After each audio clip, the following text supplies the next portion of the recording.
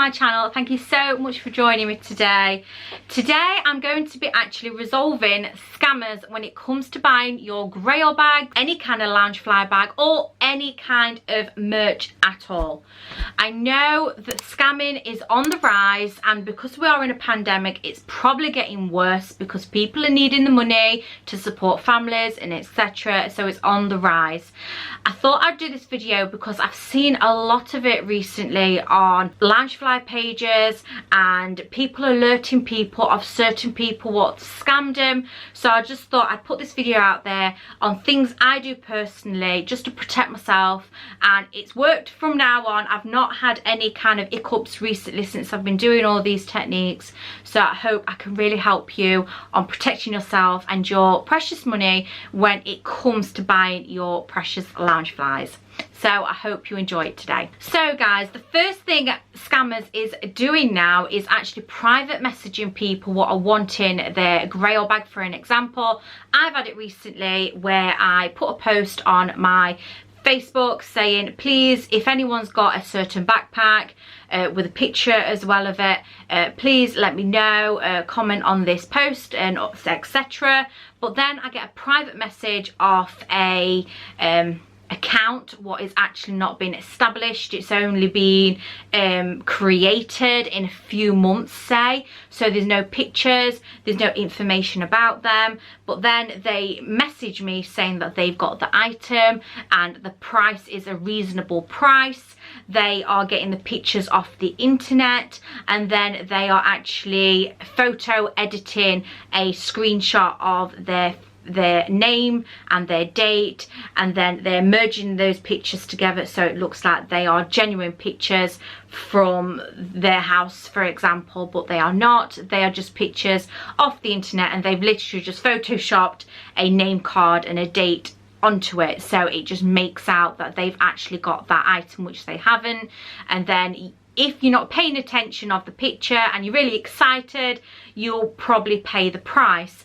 But most scammers what do it this way will only accept bank transfer, and we all know why they'll only accept bank transfer, and they say they haven't got PayPal. And sometimes we can get caught up in the moment and we decide to pay bank transfer because we want to have that confidence in people, but it's just not the case. So guys, I've got 5 tips today on how you can actually protect yourself on this and other things as well, so I hope this actually helps you guys. So number 1, and this is pretty simple, but I thought I'd bring it up anyway, and that is always pay with PayPal.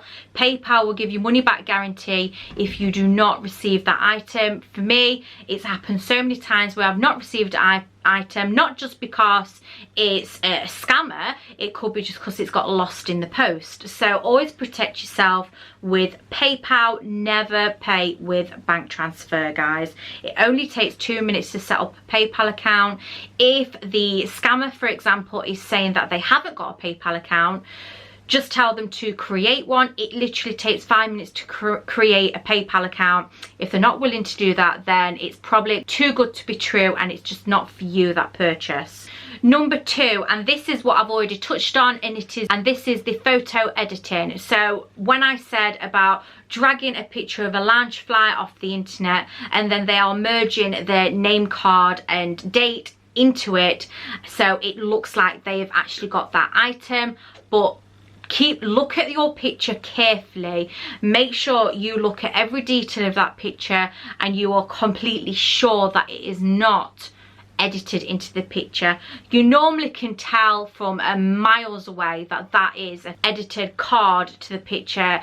Always try and evaluate that picture, and if you have seen that picture on the internet before, it probably is. So always go look back on the pictures, see if you can find it, and if it is a fake one, always report it to Facebook, because hopefully we can catch these scammers out and they won't do it to anybody else. Number 3, and this is asking for a name card and a date. Yes, a lot of people sell and then they've got a picture with their name card. That's absolutely fine.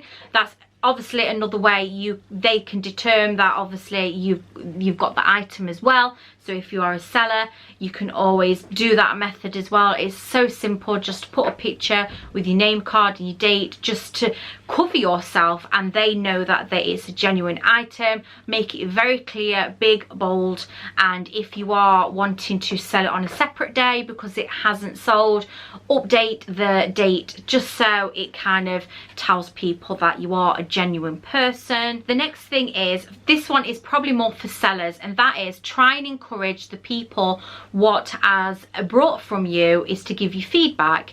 If you sell off Facebook, the Facebook market, there is a feedback section. So if you sell an item and they've received it and they're happy with it, give them a little message saying, could you just leave me some feedback of what you actually wanted? If they would give you some feedback on if they're happy with the product, it just gives you some kind of seller's kind of promotion in a way, and you are honest seller and you won't want to scam people. The next one is always asking for a receipt and always providing a receipt. This just covers you as a seller and it will give you peace of mind if you are a buyer.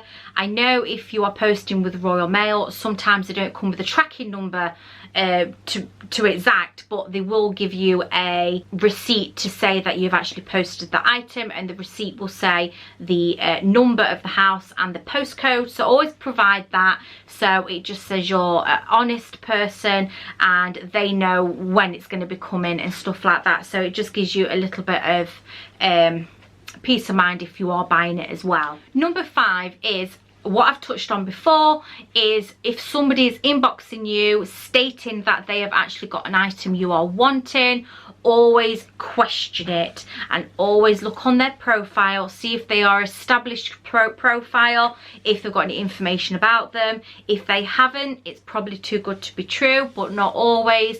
Question it. So how long have you been selling for? Have you got pictures of everything? If you want a picture of the bottom of the bag, they should be able to provide you with that picture because they've got that product. But if they haven't, they will struggle hard to get a picture of that as well.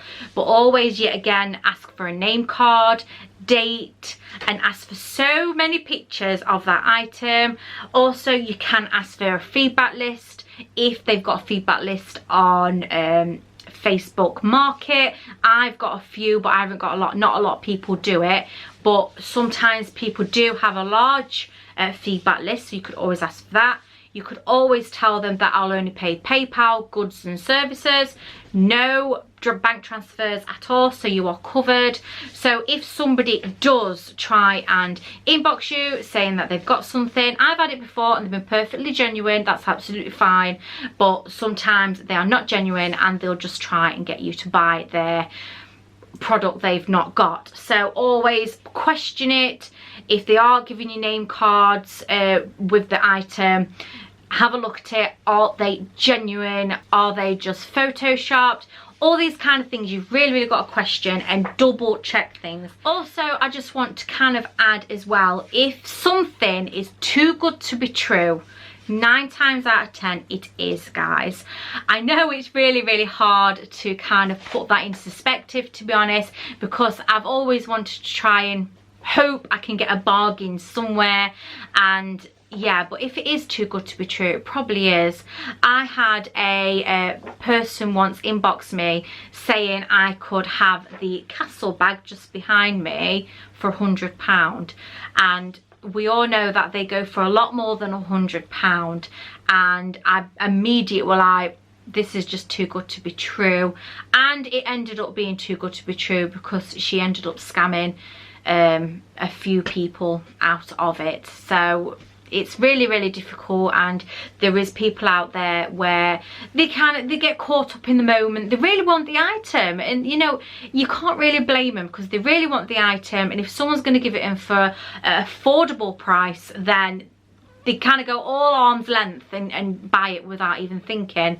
But I've been in that trap before. I know what it's like, but I've definitely learned from my mistakes, like everybody does, and I definitely will always think of, if it is too good to be true, it probably is. So guys, I really hope you liked my little tips today. They are really just basic tips and you probably already know them already, but if you are new to Loungefly or just the Disney kind of merch community, you may not know that there is scammers and they're on the rise at the moment, and I've seen so much of it on Facebook, and it's really saddening because we all just want to be Disney lovers and just kind of help each other to get each other's bags and merch, and sometimes it can be really difficult when you've got scammers in the way. It does put people off massively, but I do hope that this has helped you, give you a little bit of tips, refreshed you on some things what you could be doing yourself.